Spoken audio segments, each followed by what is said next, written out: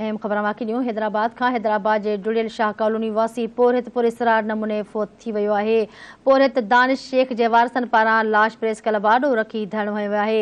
एहतजाज कंदड़नि जो चवणु आहे त 12 अक्टूबर ते पुलिस पोरहित समेत 4 ॼणनि खे गिरफ़्तार कयो हुयो। 15 अक्टूबर ते पुलिस नौजवान खे 45,000 रुपया रिश्वत वठी आज़ाद कयो। संदन चवणु हुयो त नौजवान टीबी जो मरीज़ हुयो। तशदुद सबबि संदसि तबियत ख़राब थी ऐं इस्पताल में फ़ौत थी वियो।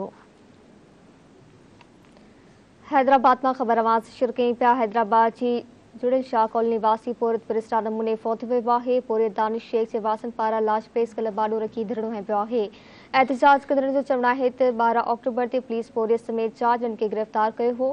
15 अक्टूबर ते पुलिस नौजवान खे 45,000 रुपया रिश्वत वठी आज़ाद कयो। संदसि वधीक चवणु हो नौजवान टीबी जो मरीज़ हो। तशदुद सबबि संदसि तबियत ख़राब थी ऐं इस्पताल में फ़ौत थियो आहे।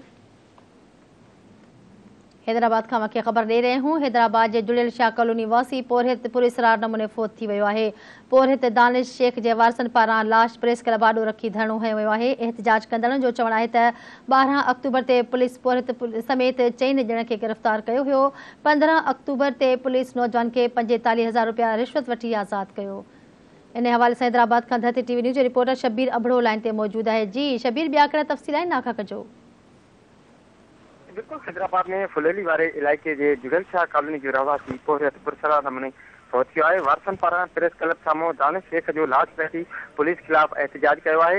एहतजाज कंदड़ नईम शेख, इस्माइल शेख ऐं ॿियनि इल्ज़ाम हणंदे चयो त 12 अक्टूबर ते भिटाई नगर थाणे जी पुलिस पोरहित समेत 4 ॼणनि खे गिरफ़्तार करे खणी वई।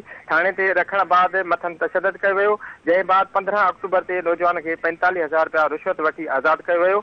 वारसनि जो चवणु आहे त नौजवान टीबी जे मर्ज़ में मुब्तला हो ऐं पुलिस तशदद सबबि संदसि हालत वधीक ख़राब थी, जंहिं बाद खेसि इलाज लाइ जनाह अस्पताल कराची में दाख़िल कयो वियो, जिते सुबुह हुन दम धणी हवाले कयो आहे।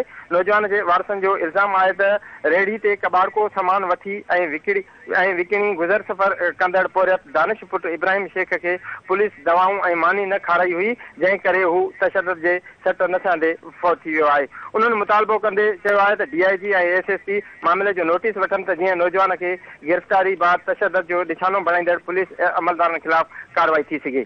जी ठीक है शबीर, वरी मेहरबानी और तफ़सील ॾिना।